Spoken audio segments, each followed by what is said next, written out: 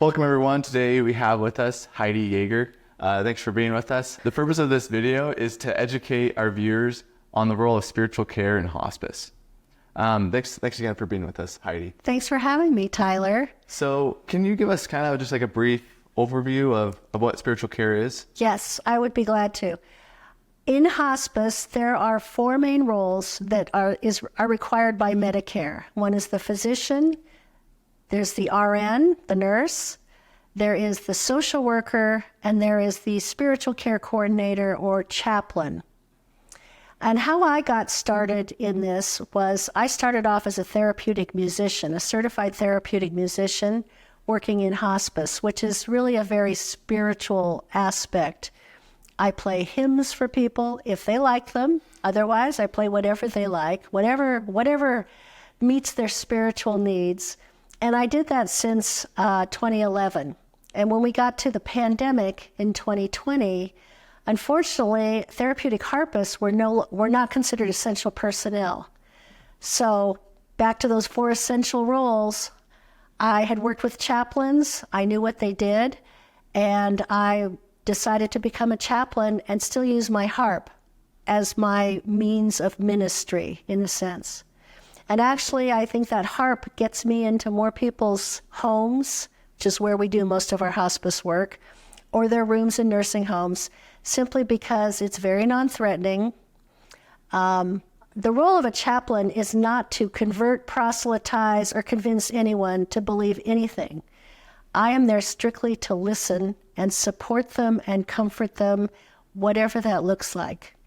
That's great, because I feel like there's a lot of people that they feel like, just because they already have their own religion, it's like, well, I have my pastor, my bishop, my priest, like I already have somebody that's going to be come and visit me for those spiritual needs. And those people are very important, and I work with those people. And if they don't have somebody wherever they're living, because a lot of people end up moving in with their adult children at the end of life, they can't stay wherever they were living independently, I will make arrangements for those people to come to them. I also say I'm not there to replace those people. Again, they have a very important role of, I think, confirming belief, assuring that there is an afterlife, there is eternal life, or whatever the belief system is. I'm really there just to provide comfort and support and listen to people, because most people do have fears. They have anxiety about the end of life. They know what they believe, they know what they were taught, but when they're really looking death in the face, they have some doubts. Yeah, it becomes very real all of a sudden. It's not hypothetical anymore. And and there's concerns. There's concerns not only about what happens to me after I'm gone, but what happens to my family. Who's going to fill my shoes? Who's going to do what I did? And we work with the families too. In hospice, it's not just about the patient. We take care of the entire family. And even after the patient dies, we provide bereavement support and grief counseling for the family if they're open to that. So we don't just let them go. That's really great. Thanks for sharing that. So the next question I have is how do you utilize music with your spiritual therapy? Oh, I'm so glad you asked. Because my role was therapeutic harpist for so long, I am a very non-threatening person. So even though I will call someone and introduce myself as the spiritual care coordinator, a lot of people are very resistant to having a stranger come into their home, especially at such a vulnerable time. And I say to them, how would it be if I just came and played some harp music for you for relaxation?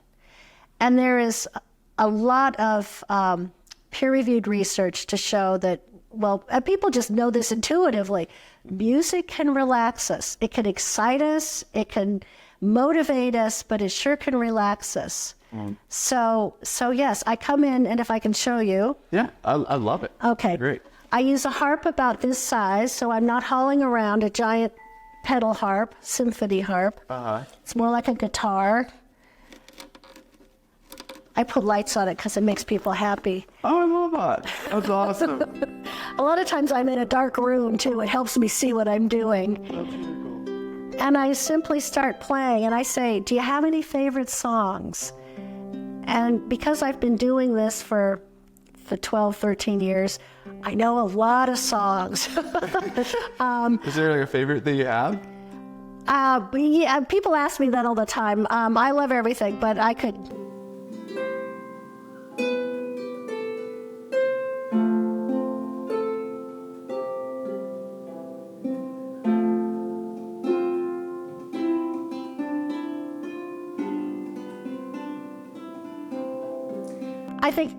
I think everybody's favorite song is Somewhere Over the Rainbow. I've never had it.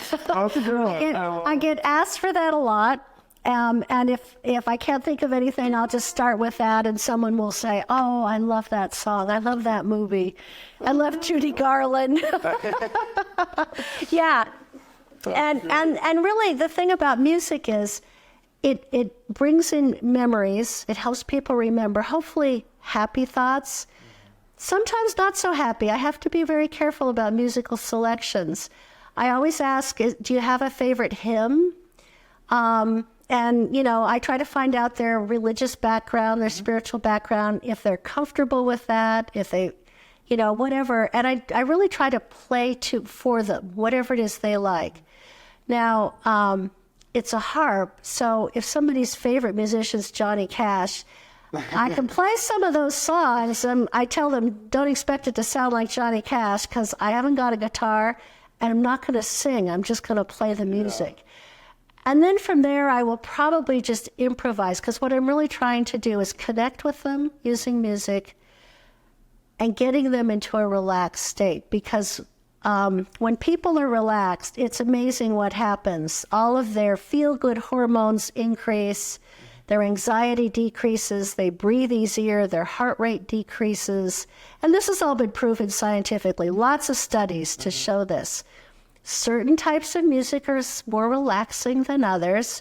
But what's really important is I meet people where they're at. And if they're at the moment I walk in and they're sad, maybe a little depressed, I'm going to start with some sad music. Just to say, I get what I get. Kind of validate their feelings. I validate their feelings.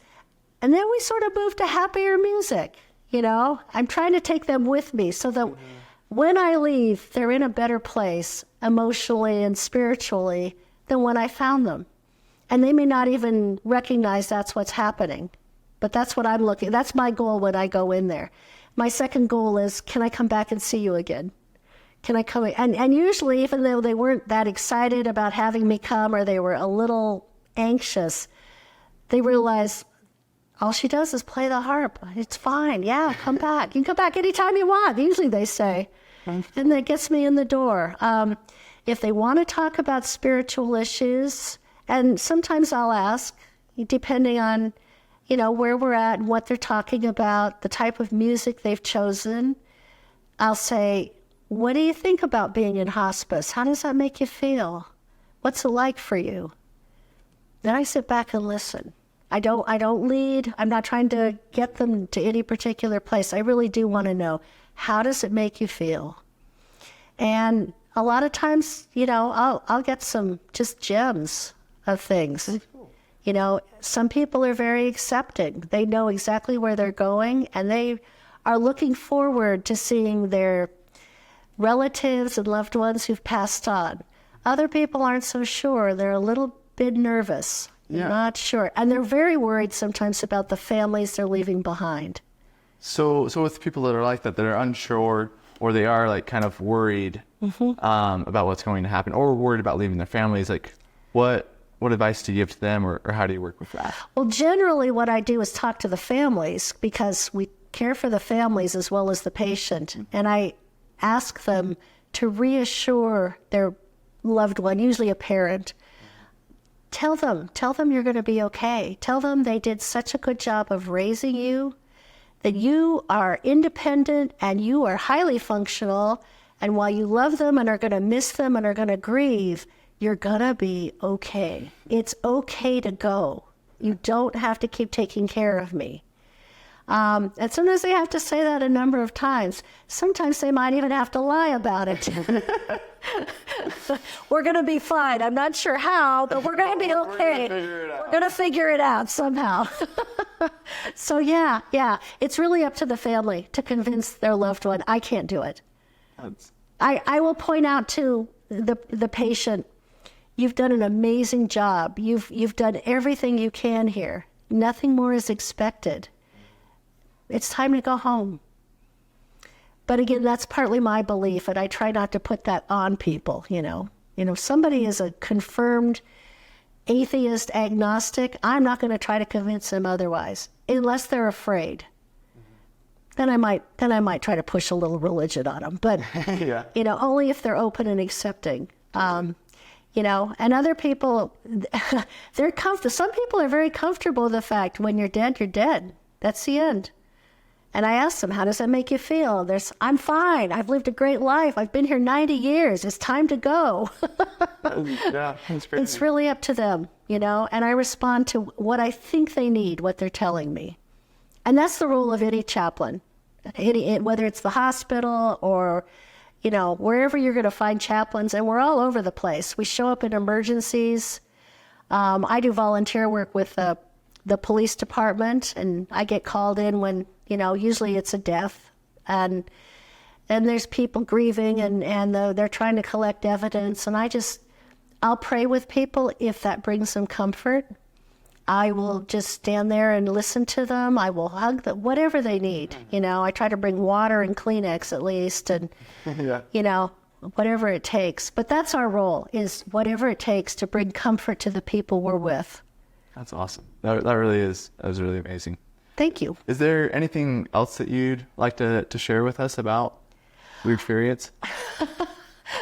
I could go on for a very long time. I think the most important thing to have a peaceful death is to prepare and plan for it. It's the only guarantee we really have in this world. We are all going to die sometime. We just don't know when. And the more we think about it and make plans, set up our funeral plans, even if we don't pay for them in advance, at least let people know, do you want cremation? Do you want burial? And there's so many alternatives these days. There's composting, there's a lot of water, cremation. I mean, there's a ton of things, and funeral directors would be happy to go through all of the list of options and the costs and the price. And people should make those decisions for themselves and not leave that to their relatives who are grieving, they're bereaved. They don't make good decisions. They make decisions based on guilt and ignorance and fear, I think, more than anything else. So that is the kindest, best gift you could give your family, is take care of all that, before it's needed. And then let them know where the paperwork is. Yeah, no, that's totally true. Well, thank you so much for meeting with us, Heidi. Honestly, we've really learned a lot. Thank you. And thanks for playing your harp with us. That was beautiful. It is my pleasure. Thanks so much, Tyler.